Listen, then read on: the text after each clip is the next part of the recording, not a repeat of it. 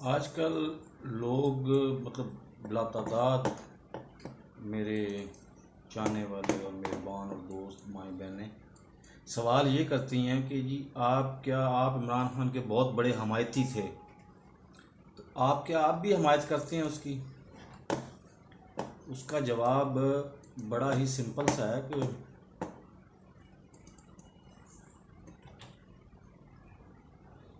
मैं उसकी हमायत बिल्कुल भी नहीं करता। ख़ास तौर पे अभी उसने अब रिंग रोड वाला वाक़या हुआ है, उसमें उसके बगल में छुपे हुए दो चोर, एक ने इस्तीफ़ा दे दिया, दूसरा देता फिर रहा है या लेता है, ये इससे मुझे दिलचस्पी नहीं है। यानी इसके अपने दौर में इसके जूनियर्स ने करप्शन की माल बनाया नाजायज़ तरीके से। तो मैं किस तरह से मान लूँ कि इमरान खान जो है ना वो करप्शन को के अंदर मतलब हमायत नहीं कर रहा। लेकिन बात यह है कि हमें चॉइस करनी है तीन चीज़ों में से एक चीज़ हमने चॉइस करनी है। हमारे पास चौथी चौथी चॉइस कोई नहीं है अभी तक फ़िलहाल। पहले मुमकिन हाल ये है कि आप पीपल्स पार्टी को वोट दें, और पीपल्स पार्टी को वोट देंगे तो जरदारी आएगा।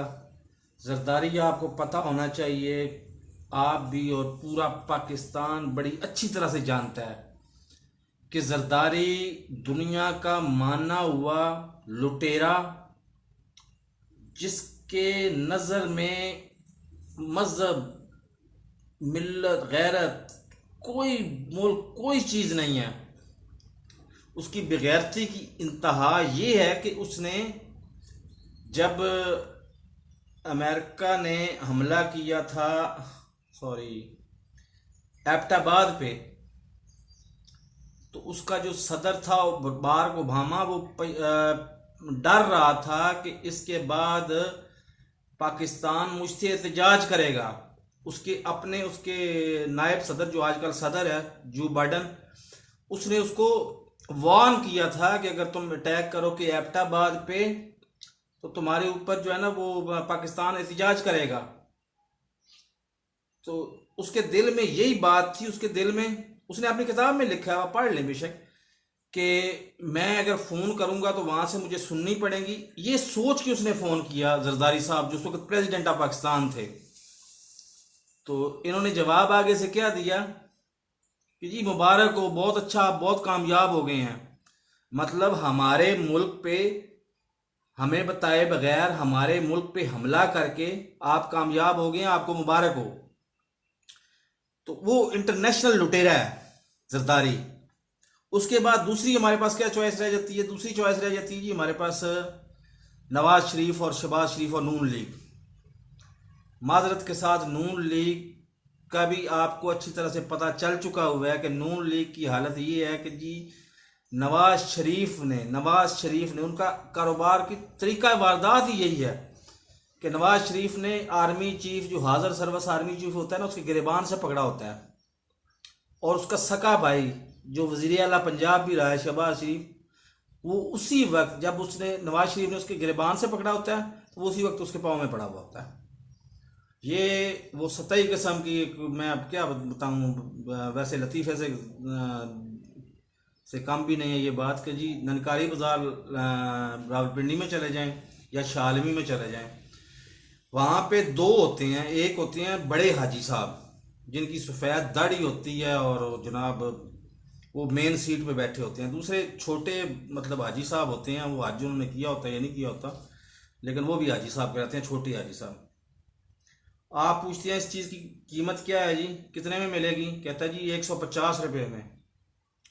आप कहते हैं वो लाहौर वला कुव्वत इल्ला बिल्लाह, पिछले महीने तो यही चीज़ मैं 20 रुपये की खरीद के गया हूँ, आप 150 की कह रहे हैं।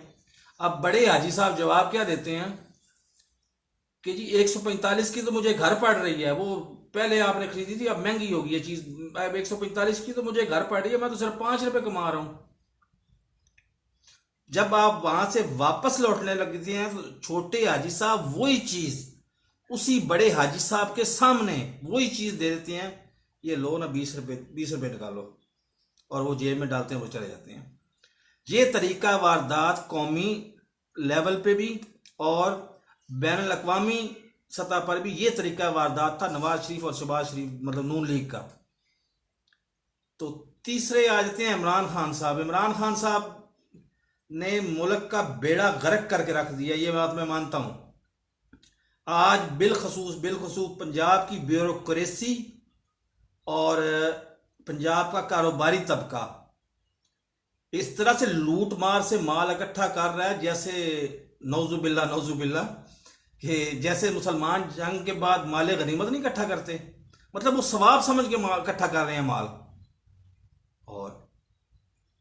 और आम आदमी यकीन माने, आम आदमी की हालत ये है कि 50 से 60 हज़ार रुपया एक बंदे का एक महीने का खाने पीने का खर्चा है, 50 से 60 हज़ार रुपया।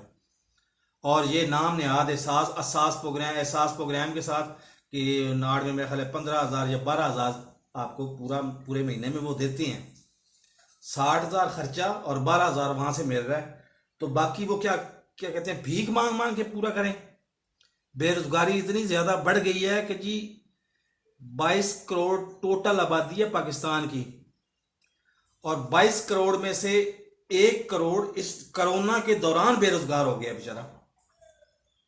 और चीनी कहाँ पे 50 रुपये 55 रुपये किलो थी वो, और वाफर मिकदार में थी।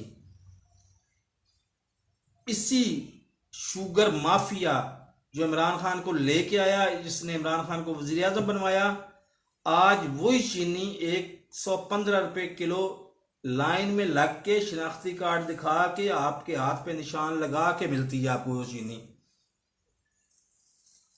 तो इन हालात में मैं इमरान खान की क्या हमायत करूंगा?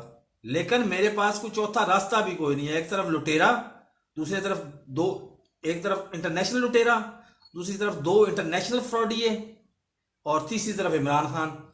इमरान खान पे लाख आप बातें कर लें, सारी बातों को मैं इत्तफाक करूंगा, लेकिन इमरान खान का बदतरीन से बदतरीन दुश्मन भी ये कभी नहीं कहेगा कि इमरान खान करप्ट आदमी है या उसको सियासत से या हुक्मरानी से कुछ दिलचस्पी भी है। तो मेरे पास चौथी कोई चॉइस ही कोई नहीं हमारे पास। हम या तो इंटरनेशनल लुटेरों को वोट दें, या फिर इंटरनेशनल फ्रॉडियों को वोट दें, या फिर इस इमरान खान को वोट दें। तो हमारे पास 3 चॉइसेस हैं, चौथी चॉइस कोई नहीं है। टीएलपी वैसे ही माजी का हिस्सा बन चुकी है। वो मतलब मैं क्या कहूँ, मुल्ला को हमने वोट पहले भी कभी नहीं दिया और आइंदा भी इंशाल्लाह मुझे उम्मीद है कि मुल्ला को वोट हम अब भी हम नहीं देंगे। तो इंसानी हकूक की हालत ये हो गई हुई है 2021 मई 2021 में, आज मेरा ख्याल है 28 या 29 मई है 2021 में। हालत ये है कि हमारे पाकिस्तान में सैकड़ों पाकिस्तानी लापता हैं। उनका केस सुनता कोई नहीं है अदालतों में। या तो उनको अदालतों में पेश करो, तो या उनको घर भेजो।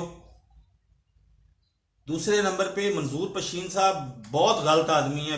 मैंने मान लिया कि वो जनाब मुल्क दुश्मन है, सब कुछ है। वो बात तो वो ठीक करते हैं कि 4 किलोमीटर कस्बे से गांव, कस्बा थोड़ा सा बड़ा होता है, गांव थोड़ा छोटा होता है, 4 किलोमीटर के फासले पे 15 चौकियां हैं।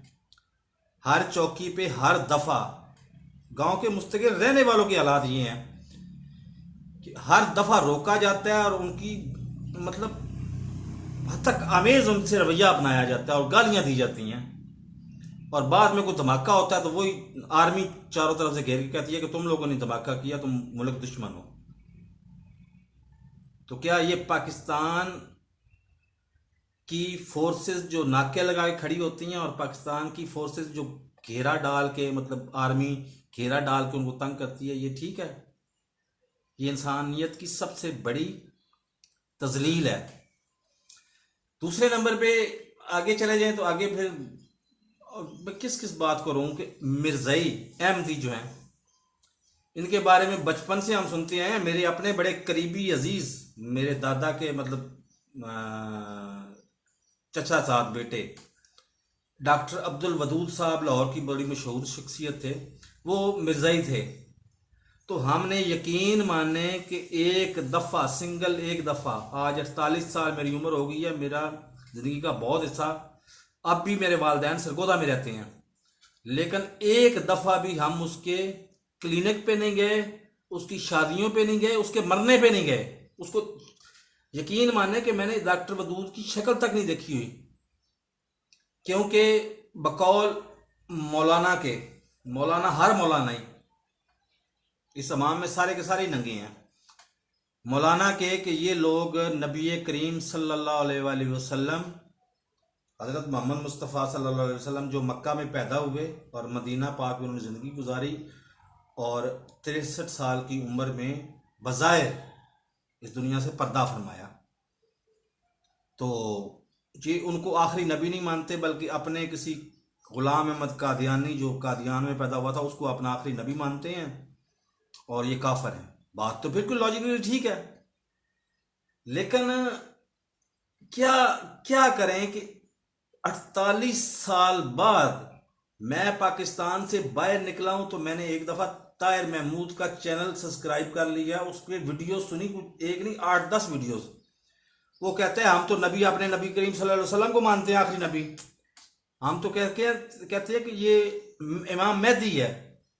ये अलग बात है, लेकिन आप सोचें कि 48 साल के अरसे में मुझे इतनी जरूरत नहीं हो सकी कि मैं किसी से पूछ ही लूं कि क्या तुम नबी मानती हो इसको, मिर्ज़इयों को, या सॉरी गुलाम अहमद कादियानी को, या वैसे ही कहते रहती हो। आज तक मेरी किसी से फेस टू फेस बात नहीं हुई, आज तक किसी अहमदी से। मेरी ख्वाहिश है कि किसी से बात हो, लेकिन क्या मेरे अंदर मेरे ऊपर शक था कि जी मैं कहीं नौजुबिल्ला दौलत के लालच में मिर्ज़ई ना हो जाऊं। मुझे तो कोई इससे गर्ज नहीं है, लेकिन मुल्ला ने हमारे दीन को इतना मुश्किल बना दिया हुआ है कि वो कहता है कि जो मेरी शराइत पे मुसलमान है वही मुसलमान है। आज आप देख लें कि जिस अपना पाकिस्तान सॉरी सरगोदा के जिस एरिया में हम रहते हैं ना, उस एरिया में लोगों को सरेआम शिया काफर कहा जाता है उधर। हालांकि मैंने स्टडी करके बड़ी आसानी से देखा है, बड़ी तफसील से देखा है कि शिया 1000 गुना नहीं 10 लाख गुना हमसे बेहतर है, बेहतर मुसलमान है, लेकिन उधर शिया को काफर ना कहने वाले को गोली से उड़ा दिया जाता है। तो ये हालात है पाकिस्तान के, और इन हालात, पाकिस्तान बहुत मुश्किल हालात से गुजर रहा है। इन हालात से एक तो हर बंदे को अपने गिरेबान में झांकना चाहिए और अपने अल्लाह ताला से माफ़ी मांगनी चाहिए, और